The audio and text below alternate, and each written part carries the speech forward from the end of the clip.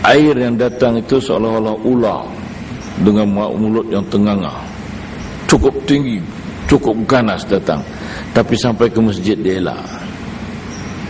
Orang itu selamat dengan keluarganya. Dia dalam motoka sambil bertakbir, motokanya menjadi bot, dihantar sampai ke selamat.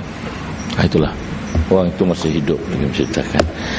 Jadi ini sebagai satu pengajaran kepada umat manusia, supaya kita sedar kekuasaan Allah. Kembalilah kita kepada Tuhan. Kita lihat di Pakistan, yang jadi di Pakistan, apa yang mati? Orang Islam.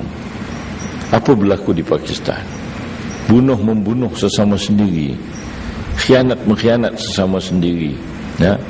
Bahkan kemiskinan begitu sekali. Tempat yang kena cukup miskin, sampai ada yang tak pernah jumpa buruh gigi sepanjang hidup, tak pernah jumpa buruh gigi, punya miskin dan sebagainya.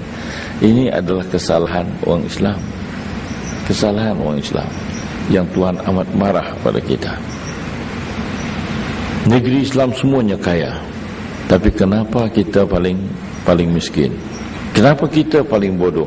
Karena kita meninggalkan ajaran Allah Subhanahu wa taala. Akibat dari kebodohan itulah maka kita mendapat bala dari Allah Subhanahu wa taala. Dan yang paling kita takuti, orang Melayu sendiri paling saya takut, dan ini saya bangkitkan di mana-mana. 50 tahun kita merdeka, kepakaran yang ada pada orang Melayu tidak sampai 10%. Kepakaran tak sampai 10%. 50 tahun kita merdeka. Di universiti ini sendiri, yang bahagia rektor menceritakan kepada saya, library itu dibuat bermilion harganya, cukup cantik, tapi jarang diisi oleh anak-anak Melayu. Pelajaran dibagi cara percuma kepada anak-anak Melayu, tapi jarang sekali kalau ada anak Melayu yang mendapat first class degree ataupun second class degree. Yang dapat hanyalah sekadar cukup makan. First class degree semuanya diperolehi oleh orang-orang bukan Islam. Second class degree didapati oleh orang bukan Islam. Apa jadi dengan bangsa kita ini? Dari segi ekonomi 15% dicapai. Kalau ditolak dengan PNB dan semuanya, sebenarnya orang Melayu hanya mempunyai kekuatan ekonomi 2,5%. 2,5% saja, ya, kekuatan ekonomi orang Melayu. Sampai bila kita dapat bertahan? Apa kita boleh menjangka 50 tahun lagi kita akan ada, kita akan kekal sebagai satu bangsa yang bermaruah dalam negeri kita sendiri? Inilah yang harus kita sedari, inilah yang harus kita pahami dan prihatin. Maka itu kita binalah masyarakat kita dengan sungguh-sungguh. Masjid adalah tempat utama untuk kita membina semuanya ini. Maka itu harus kita bincangkan dengan sempurna, dan jawatan kuasanya haruslah bertindak bagaimana untuk menguruskan masjid dengan secara profesional, supaya masjid menjadi tumpuan orang ramai, supaya masjid menjadi tempat perlindungan orang ramai, supaya masjid menjadi tempat membina semangat orang ramai, supaya masjid merupakan sumber pembangunan orang Islam. Dengan itu baru kita akan dapat berjaya. Tuan-tuan para hadirin sekalian, saya rasa dekat itu, dan ini pun saya rasa keras, karena saya telah mengatakan dalam surat khabar keluar, yang malang bagi orang Islam, pendakwah dan ulamanya tidak profesional. Itu yang malang bagi orang Islam.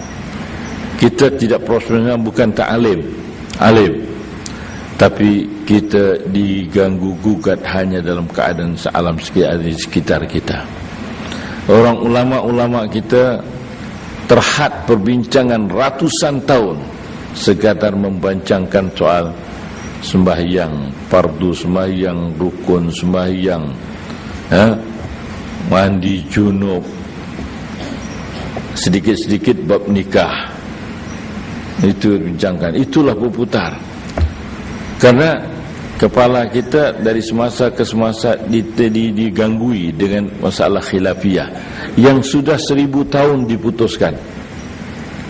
Masalah khilafiyah 1000 tahun dah diputuskan.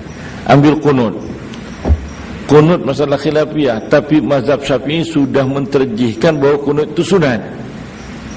Kenapa nak dibangkit lagi, nak bincang? Ulama kita pun berbincang, mencari balik hadis, mencari nas balik, nak mempertahankan. Jadi habis masa begitu saja. Soal talqin, soal baca Yasin malam Jumaat, soal soal bertahlil. Yang ini saya ingat sepanjang hidup saya, daripada mula saya belajar perkara ini bangkit. Tahun 50-an bergaduh seluruh Malaysia masalah khilafiyah ini. Kemudian senyap. Kemudian dari semasa timbul lagi. Sekarang begitu balik, timbul balik. Jadi ulama-ulamanya tidak perhatian lagi dengan apa yang berlaku. Orang kata apa terhadap Islam, dia pun tak tahu dah. Cuma nak mempertahankan sekadar itu saja. Inilah yang berlaku. Maka itu kita harus jadi orang-orang Kristian. Ya, orang-orang Kristian, setiap padrinya adalah professionals. Dia telah mengkaji. Umpama Yahudi untuk bergelar rabai itu baru sekadar dipanggil ustaz saja. Nak berkadar jadi rabai, dia belajar membaca saja 2 tahun Taurat, tafsir saja 2 tahun Taurat. Dan untuk mendapat sertifikat itu, saya diberitahu oleh college yang itu, dalam 12 tahun hanya 5 orang saja yang lulus untuk menjadi rabai. Mana begitu sekali apa striknya untuk mengeluarkan ulama-nya sendiri. Kalau tidak bawah pada itu, dia panggil lebay. Lebay itu bahasa Yahudi. Lebay, dia bunyi lebay. Tapi sekarang pun orang Yahudi banyak fasik, kata dia beritahu saya. Kami juga menghadapi keadaan yang serupa dengan Islam. Ramai orang Yahudi fasik, seluar dia boleh lebay. Padahal lebay itu adalah perkataan yang terhormat. Macam kita juga lebay. Jadi lebay kita tu pakai tegak putih je lebay. Kalau dah bersorban tu guru. Itu baru ulama-nya. Jadi itulah yang berlaku pada zaman sekarang.